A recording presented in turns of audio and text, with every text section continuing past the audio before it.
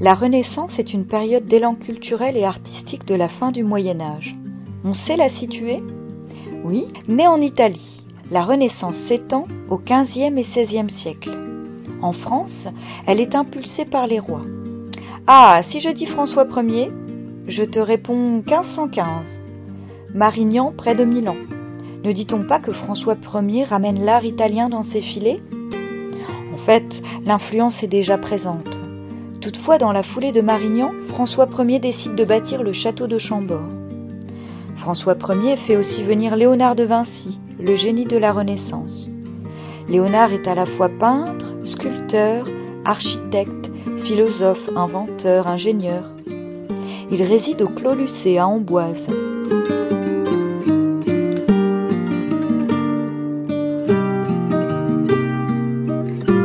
Les châteaux de la Loire sont les traces Renaissance les plus connues de France.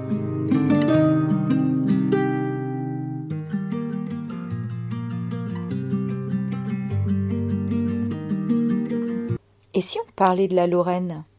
Oui, la Lorraine connaît aussi la vague Renaissance. Découvrons 3 villes. À commencer par Bar-le-Duc. On y trouve le château Renaissance occupé aujourd'hui par le musée Barrois.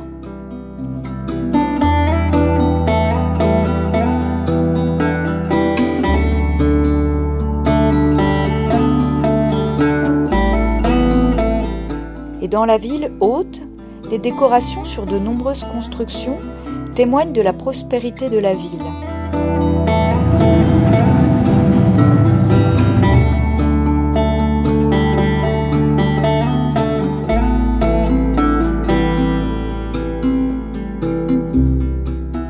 Découvrez le collège Gilles de Trèves, qu'on peut considérer comme le plus beau bâtiment Renaissance de Lorraine.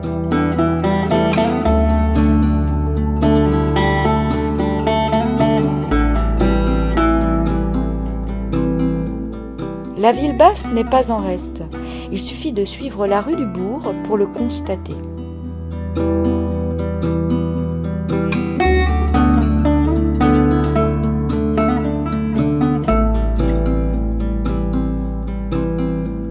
Passons à Nancy. On connaît Nancy pour la place Stanislas, modelée au XVIIIe siècle. Mais quittons la place pour la vieille ville. L'élan Renaissance impulsé par les ducs de Lorraine est bien visible, à commencer par le palais ducal. À lui seul, le portail mérite le coup d'œil.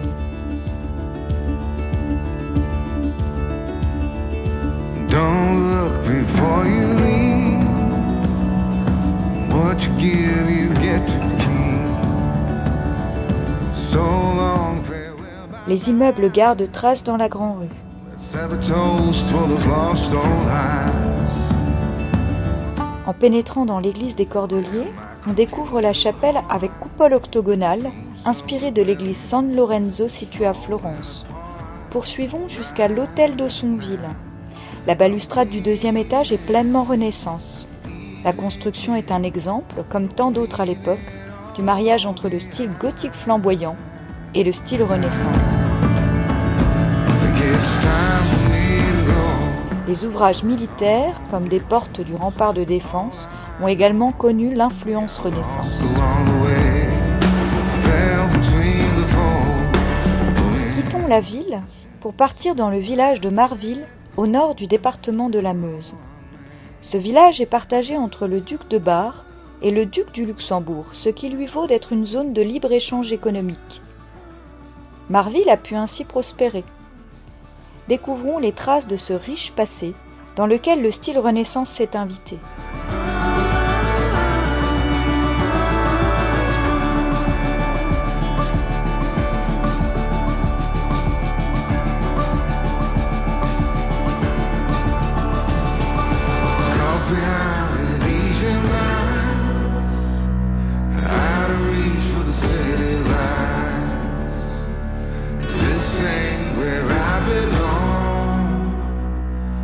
En plus de Bar-le-Duc, Nancy et Marville, quelle ville mérite notre attention?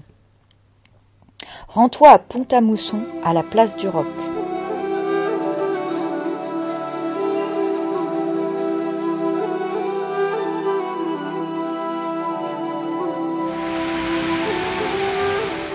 Épinal est à voir pour sa place des Vosges.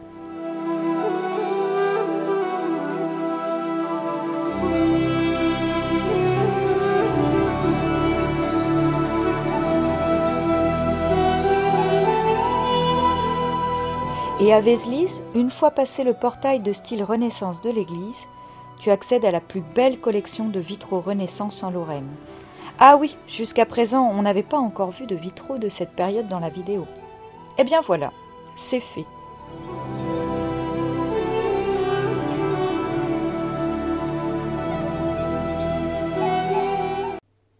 À la Renaissance, les châteaux abandonnent leur rôle défensif et prennent l'allure d'habitations agréables à occuper, largement décorées et entourées de parcs et jardins aménagés. Thilon-Bois, dans la Meuse, en est un exemple.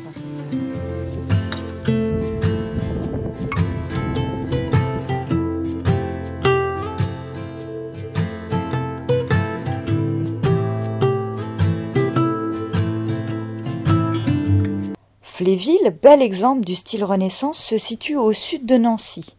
Le château s'inspire des châteaux de la Loire.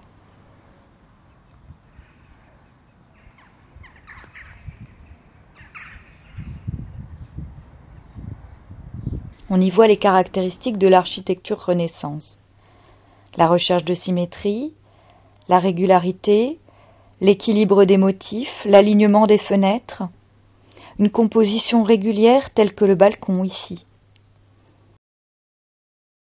À l'intérieur, si la cheminée d'époque est impressionnante, on sera tout autant attiré par les aménagements réalisés au siècle suivant. Tu veux dire que le confort se réinvente à chaque nouveau siècle ? Exactement. Chaque occupant aménage l'intérieur, par exemple comme dans cette chambre où le duc Stanislas a séjourné au début de sa prise de fonction au duché de Lorraine.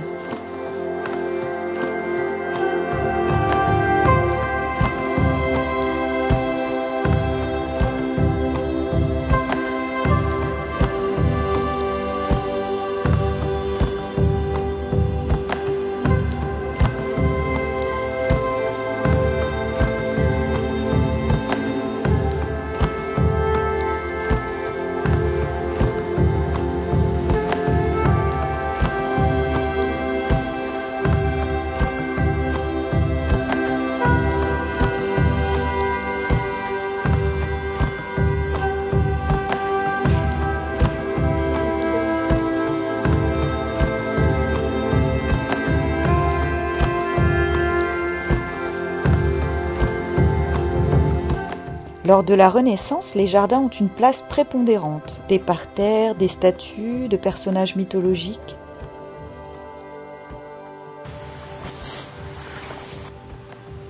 Jusqu'à présent, nous avons vu des constructions de la Renaissance. Voyons maintenant les œuvres en peinture.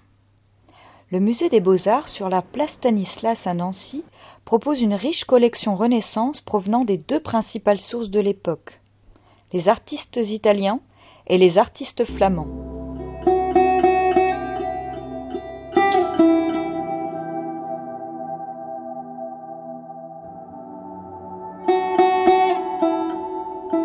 De nouveaux sujets font leur apparition en tant que tels, comme les paysages, les natures mortes.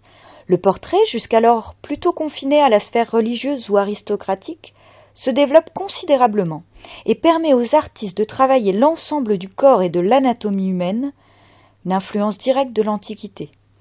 Il s'introduit de plus en plus dans des scènes de genre, le corps agissant dans un espace de narration et de temps, saisi dans un moment ou une action particulière.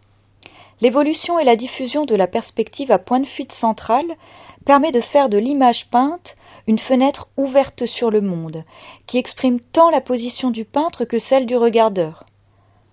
De la même manière, se développe tout un travail autour de la lumière, notamment avec le clair-obscur que l'on peut admirer dans les magnifiques œuvres du Caravage. Le Lorrain Georges de la Tour en sera, par exemple, un des dignes héritiers. L'humain constitue une source inépuisable d'inspiration, avec un développement de la notion d'artiste et non plus seulement d'artisan. Enfin, le rapport que l'homme entretient avec le monde est redéfini, non plus seulement envisagé d'un point de vue théologique, mais du point de vue de l'homme et de son devenir historique. Sais-tu qui est l'artiste lorrain du XVIe siècle le plus connu de nos jours? C'est le sculpteur Ligier Richier, originaire de Saint-Miel.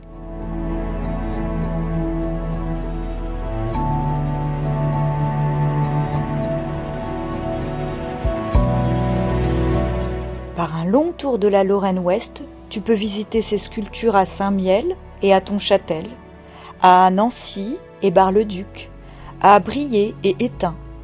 C'est le religieux qui domine, mais on découvre des œuvres pleines de réalisme.